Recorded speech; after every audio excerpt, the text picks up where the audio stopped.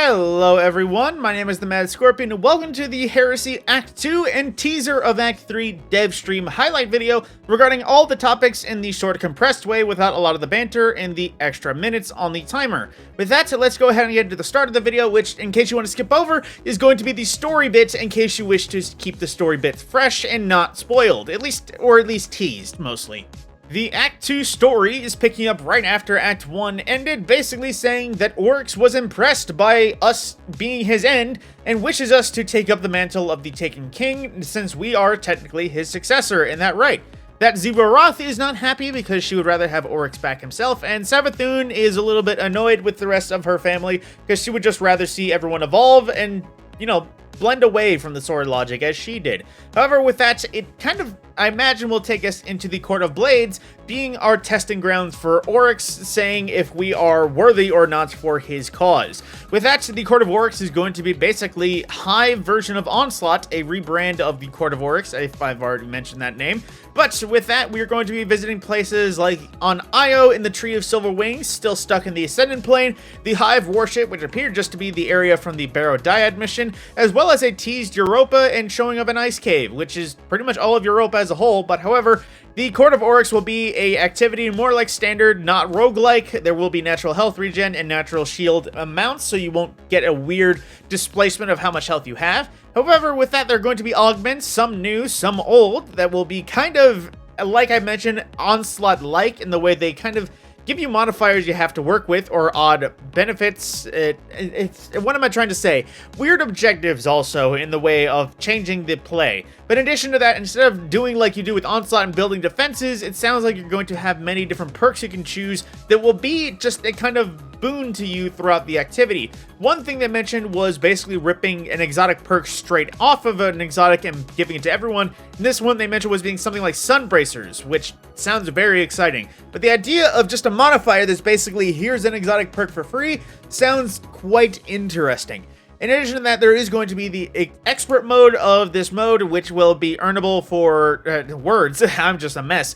Where you earn your adept weapons from the episode. But speaking of weapons, it's time to go over some of the ones they added, and you can see it in kind of the background footage right here. There is a brand new Strand Glaive, another, I think, second of its kind they mentioned in terms of the glaive slot, or at least in the kinetic slot, as well as a lightweight bow that will be void in that same aspect, which they didn't exactly mention it, but some of the things that DMG mentioned during the stream was that with an uptick of Lemonarch used in the GM, this could be an alternate, which might kind of pose to its effectiveness when it comes to combat. They do also mention there is a new Arc Heavy Burst sidearm, which that is the 2-burst sidearm, as well as a Void Adaptive Frame Fusion Rifle, and they did mention an SMG, but they didn't exactly show it, so it's possible that these are a mix between Act 2 and Act 3 drops. It's hard to say officially. They kind of multiply and say Act 2, Act 3, Act 2, Act 3. They mention it back and forth a lot, which kind of does muddy the water in terms of pure info. However, from that same aspect, Barrow-Dyad is, of course, getting its update. As you might have known, it didn't ship full availability. It's kind of a mix between time-gated and not. Because with Act 2, we'll be getting 2 new catalysts. They didn't exactly say if it was going to be readily available, both of them at the start. But then with Act 3, we'll be getting another 2 catalysts. The 2 catalysts I mentioned for Act 2 being One for All and Target Lock, which after using Barrow-Dyad a fair bunch, I'm going to vote for One for All because it's fairly easy to hit multiple targets with this, heat seeker of a weapon. But from that same aspect, if you wish to finish Barrow-Dyad, I do believe that Act 3 will be coming right after the heels of Act 2, literally like the next week after it ends, according to Bungie. Then again, this is according to Bungie, so keep that with a grain of salt. But however, with the weapons down, it is time to talk about the artifact perks.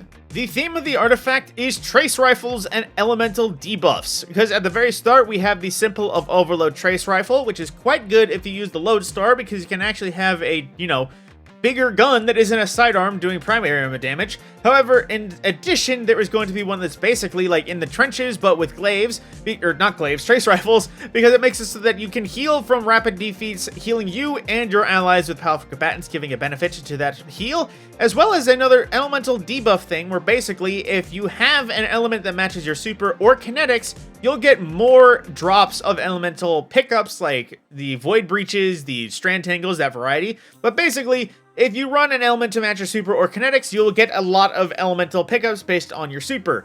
And next is something like Harsh Refraction, where elemental debuffs that match your current damage type will gain bonus damage with Trace Rifles. To explain how that would work, an Arc Trace Rifle will deal more bonus damage to jolted targets, blinded targets in that same aspect. And the final one that sounds pretty potent is basically when you're critically wounded or have a buff that matches your super element, you will gain a bonus to your super damage as well, which anything that boosts your super damage is always great when it comes to the artifact perks. It's more than that one from ages ago where it's basically any darkness debuff target, which was like more like, I forget what it was called officially, but they sound effective. For once, I may actually buy some of the additional perks that come along, because usually I just see, oh, here's our 5x5 setup, I'll pick out of that, and I barely ever touched the additional ones. These ones actually seem pretty freaking potent. Now, moving from Act 2 to Act 3, they did give us a few teasers into what will be coming with Act 3. Refreshes to the Nether and the Court of Oryx are basically teased, saying that they won't stay the same. We'll get more expansions into various encounters and additional things to find, hopefully. They did mention something like new pressure events that will be in the midst of the Nether and things like that. Basically, the original content that came out with the season won't stay as it was. We will get expansions to that. As well as something that I didn't expect, the Sunless Cell Strike from Destiny 1 in the original Dreadnought will be returning into the new Dreadnought. But it is going to be quite weird since Alak-Hul is currently the Lightblade in Savathun's throne world. So who will be in that dark abyss? We will just have to wait to see and find out ourselves. But in addition to that, that is pretty much the end of Act 3 stuff that they mentioned, aside from one event, which I'll go over more in a bit. But Guardian Games, that will be returning with Act 2 on March the 11th. They didn't exactly say much regarding a new mode that will be coming with Guardian Games, but they described it as a bite-sized boss rush mode. So will we be running just strike bosses over and over again, maybe dungeon bosses with more limited health? Who knows precisely, but we do know more a little bit about dungeons. I'll get into more on that with the next topic. But just to go over some of the things that will be important, basically, there will be a new Arc Trace Rifle that will be added to the Guardian Games lineup of weapons. That it sounded quite potent with a lot of the new perks.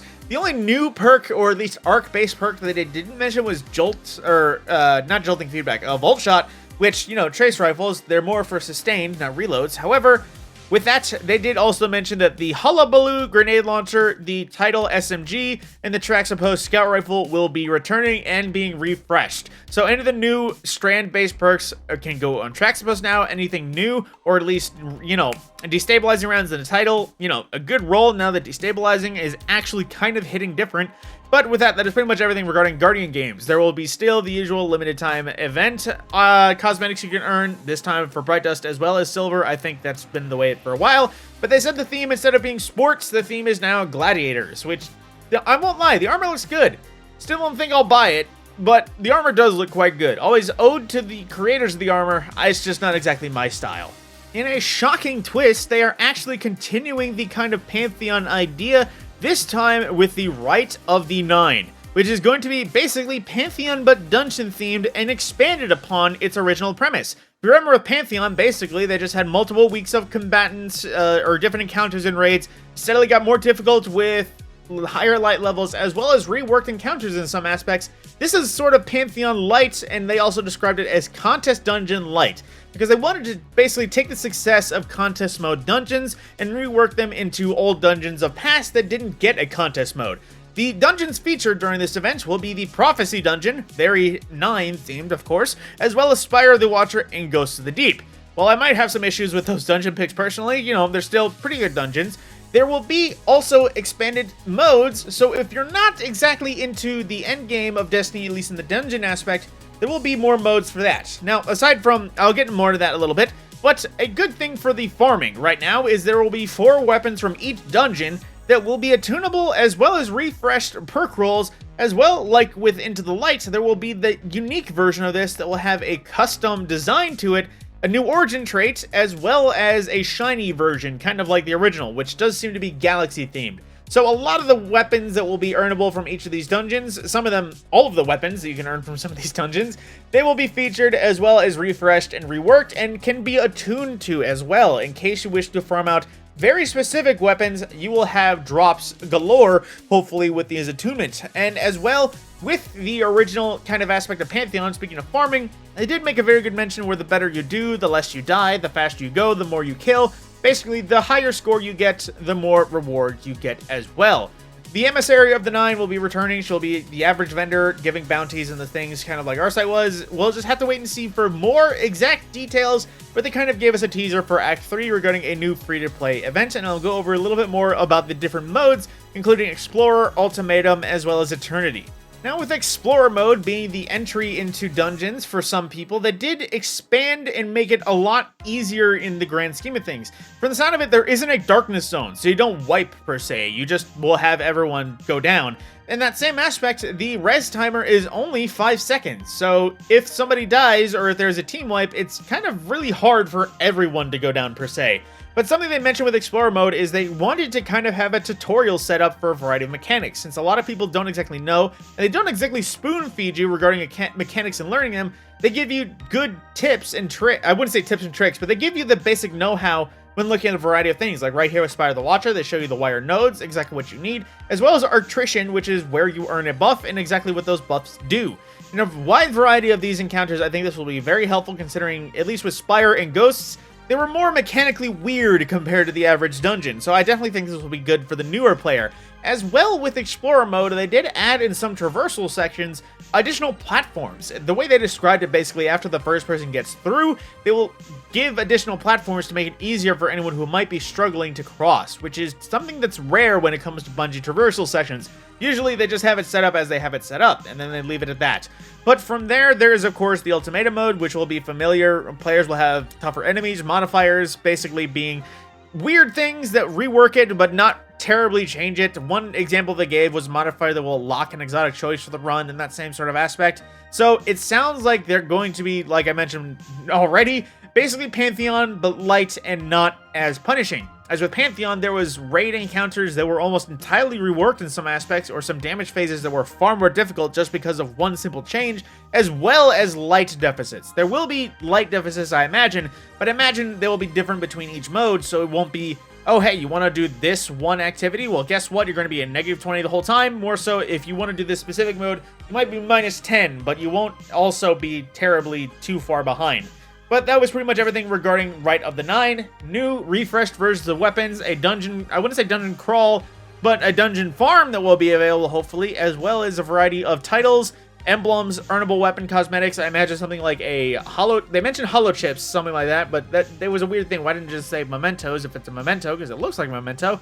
Oh wait, hollow chips are that player thing. Right, I forgot about that. But regardless, there will be many things to earn, as well as, like I said, a title in case you want to add to Godslayer and have something else. They didn't mention what it was, but hopefully it'll be something interesting. They mentioned something like Dungeon Delver. If they had like Dredger in addition to Dredgen, I think that'd be fine. But regardless, it is time to go into the last little tidbits of Moments of Triumph as well. Moments of Triumph 2024 is active as of time of recording, so it is active a little bit ahead of Act 2 start, so it's good to kind of farm that out. If you don't know, there are some triumphs as well as earnable items in-game that are especially reflective to the last year of Destiny. You can earn some cool things like a Ghost Shell, a Sparrow, as well as a personalized t-shirt that you can, of course, unlock and wear yourself in the real world. But aside from that, there is Moments of Triumph. There isn't much else to say about it. It's some unique triumphs that look back at the year of Destiny, basically say, oh hey, have you done this thing from this year? Well, I'd recommend you go ahead and do it, and if you do it, you might get something cool. Aside from that, they did tease something else that I'm actually kind of weirdly excited for, considering it's PvP, and that is the last thing I want to do when it comes to Destiny. Bungie gave us a full-on look of heavy metal, and you saw that right. Tanks versus Brigs. Basically, a PvP game mode where you will have people being drivable Brigs as well as Drake tanks and a Crucible setup, which, in terms of mechanics, looks fun, but it also makes me really hyped for the idea of that mechanic making it to the PvE landscape. Like a Exosuit in Helldivers or a Titan in Titanfall, I love the idea of maybe a House Light Brig being dropped from orbit, you connecting to a Shank, and next thing you know, you're piloting a Brig independent of your Guardian.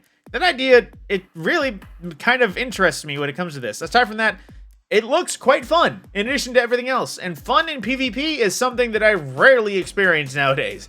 But that was pretty much the end of the dev stream, everything going from top to bottom, some of the things I talked about, like I mentioned. Act 2, Court of Blades, as well as expansions, visiting weird things, getting exotic perks, a new roguelike that's not exactly roguelike, if that makes sense, as well as the usual refresh of weapons coming with Act 2 and Act 3, hopefully, some nifty weapons by the sound of it, the Abrero Dyad getting its additional catalysts, as well as the addition of new artifact perks heavily focused around trace rifles. Act 3 will refresh the seasonal activities to be, at least kept interesting, hopefully, the addition of the new strike in the Sunless Cell revamp. Guardian Games on the 11th, earning new weapons, as well as a new arc trace rifle and refreshes of the old weapons of old, as well as the new event of Rite of the Nine, basically Pantheon, but dungeon flavored. And with that, that is everything from this dev stream of Act 2 and teased of Act 3. My name is the Mad Scorpion, and I will see you in the next video.